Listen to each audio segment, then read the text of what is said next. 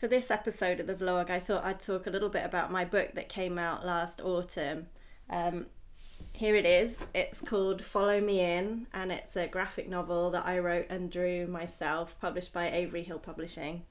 So it's quite a thick book. It's 148 pages, I think. And let me flick through it a little bit. So obviously this took quite a long time to make, quite a few years in the planning and in the execution. But I was so excited to get it made because it had been a project that I'd wanted to do for about 15 years. It tells a story, it's autobiographical, it tells a story of a trip around Mexico that I made when I was 24, 25 in 2003, 2004. Back then I took this long trip. It was 9 months of kind of backpacking, really hardcore backpacking that I did with an ex-partner, Richard. And it really was kind of a life-changing trip. And so when I came back from that, I really, even right away, I was interested in kind of the possibility of drawing the whole experience up in comic form, because I just thought, I think travelogues are quite good in a sort of comic graphic novel form, because the pictures can really help evoke the places through colour and all sorts of things like that. So I had been wanting to do this for ages. I did draw a few pages of comics when I first got back from the trip, but I hadn't really written anything at that point or drawn any comics or anything, so it was just kind of experimenting. And then I had a really long break. I was working as a freelance illustrator for a long time, and then finally started to get into comics again, and I started up a series of zines, Cat Zine, which I still sell online. You can see those in my online shop. I did 8 issues of those kind of as a practice for starting work on this, to kind of experiment with what sort of style format I might want for my book, and then finally got started on this. And I've been really thrilled with the responses that I've had from people who've read it, especially when I get responses from people who are Mexican or, grew up in Mexico or have lived there. I've had a lot of people comment that they thought it was a really good portrayal of their country, and that made me especially happy. This book is drawn in, it's a bit bright here, but you can just about see. This book is drawn in pencil and coloured entirely digitally. I've just found that digital colouring is a lot quicker for me and allows me to kind of really fine-tune colours. So the colouring took about 3 months. I kind of whizzed through it as quickly as I possibly could. But the actual drawing took a very long time. So it's a mixture of a travelogue, just the story of that trip, but it's not told chronologically entirely. And it's also got a sort of secondary plot line running through it, which is the story of my relationship at the time with the guy that I was travelling with, who had some issues with alcoholism, and about me at that young age kind of trying to decide what to do about that. It's also got some kind of factual pages sprinkled throughout with stuff about Mexico, about food, culture, history, stuff like that. I found those pages really, really fun to draw because we did a lot of reading about that kind of thing as we were travelling. It was such a long trip. And we spent a lot of time killing time when we were sort of stuck in a town at night with nothing to do. We did a lot of kind of reading and research, going to museums, going to libraries. So a lot of the stuff that I learned about Mexico, I enjoyed putting into this book for other people to find out about. Such an amazing country. So what I thought I would do is a giveaway. I'm going to give away this copy of my book to someone that watches the vlog. All you have to do to enter is subscribe to my YouTube channel if you haven't already, and leave a comment underneath this video. It can be anything, it can be an emoji if you don't know what to write, but just subscribe and comment, and then after a few weeks have passed, I'll draw all the names out of a hat and pick a winner of this free copy of my book. You can be anywhere in the world, I'm happy to send it anywhere. So yeah, I'm looking forward to giving away this copy. Don't forget to subscribe and comment if you want to be in with a chance of winning.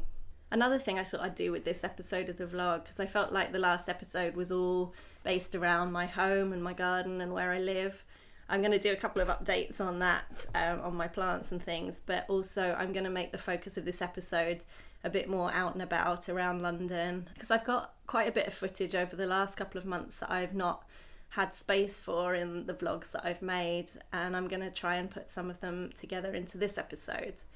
I've got some footage from the theatre where I work.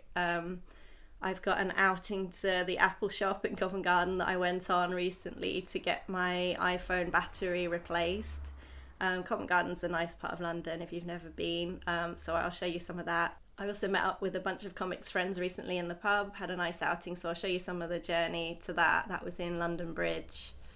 I'm always tempted to kind of try and film bits and pieces when I meet people, but also I kind of don't want to, because I'm well aware that I'm not crazy about having a camera shoved in my face, and in a kind of social setting, I don't really want to make people feel uncomfortable.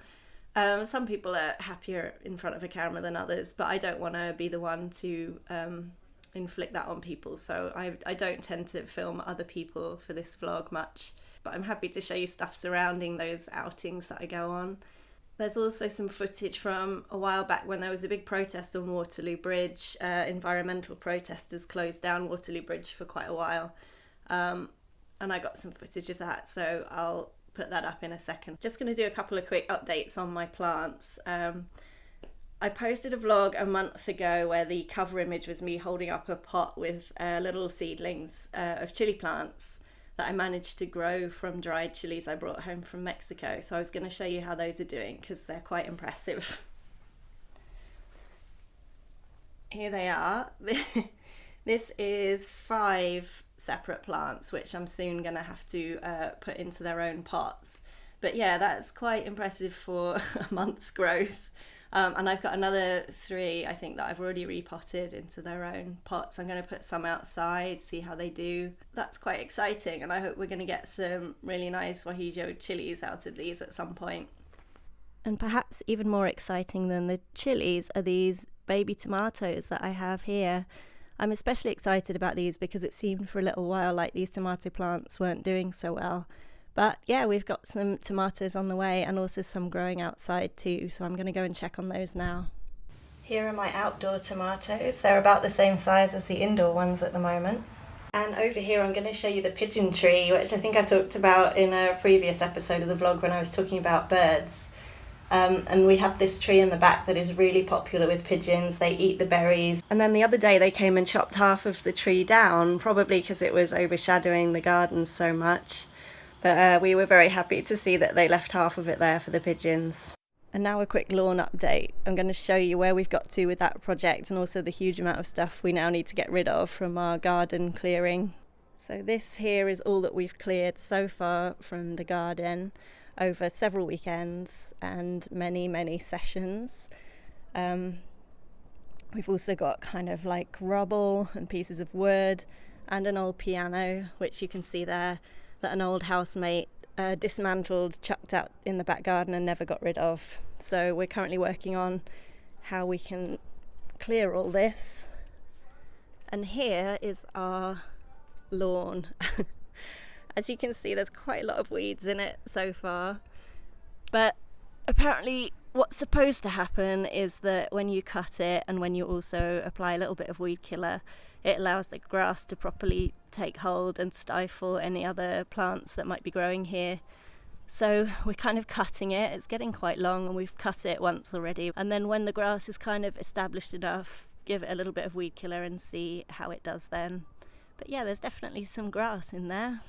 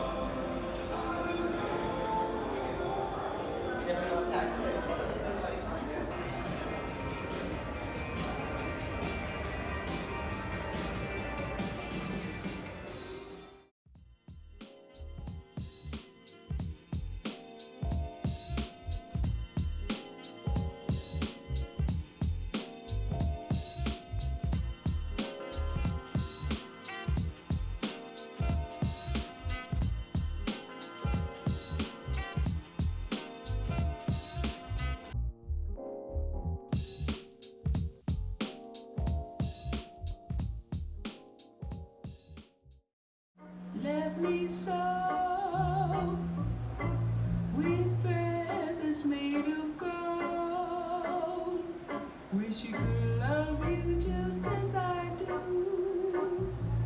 Lonely island, pushed together with me and you.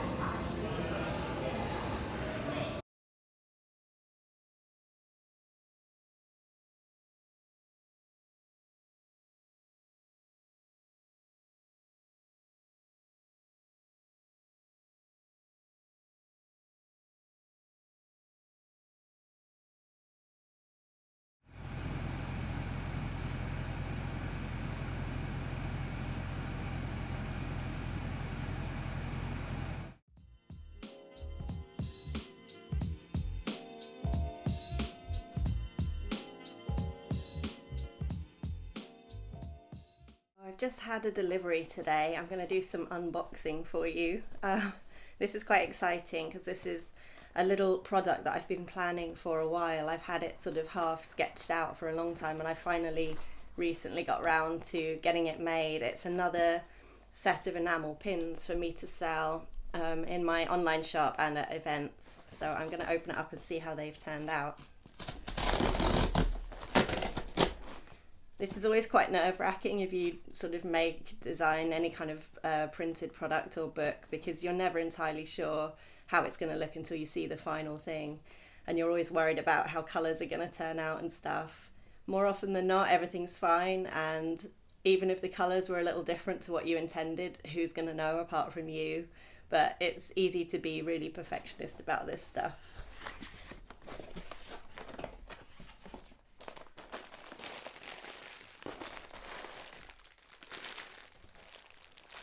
Looks good so far.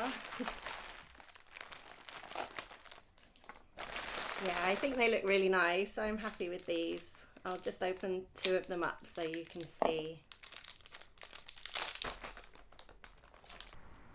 So the theme for these was walking. It's something that I love to do, go walking in, in the countryside, and it's something that comes into my writing quite often. So I thought I'd do a couple of pins for people to buy who have similar interests to me. So these are on the theme of walking, hiking. They both feature a little walking boot. This one is a green boot with gold surround and a little green pin on the back. I wanted one that was quite simple and small, and this one has the same boot, but it has some lettering and some stuff around it, some leaves and things. And I wanted to try one that had a safety pin backing to it, because, I don't know if you can see that, but because as much as I love these pins that have a kind of brooch fastening, I have heard from people that they can occasionally fall off. If you put it on the outside of your bag or something and then you knock into something, it can come off. So I really like the idea that this one has a more secure fastening. But I've also always really wanted to do one with a metallic surround. I've not done that before. I think it's really lovely. It's shiny. I'll put a link to my shop underneath in case you're interested in buying one of these.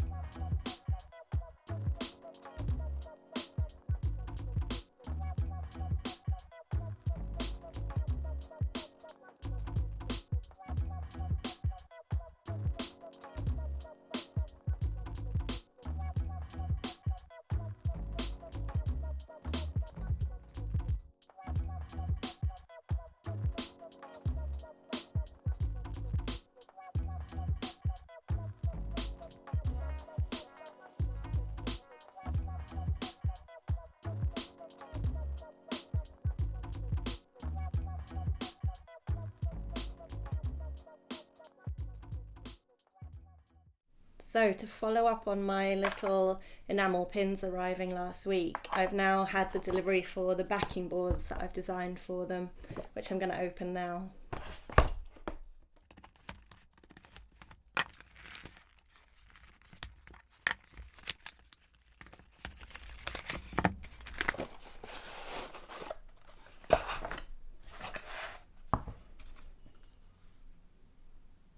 Yep, they look good. This is the first time I've gone for rounded corners. That's quite exciting. It's quite a simple little design, but I designed it to sort of go with the enamel pins that I already sell, so there are kind of similarities between the two designs. So let's see how it looks.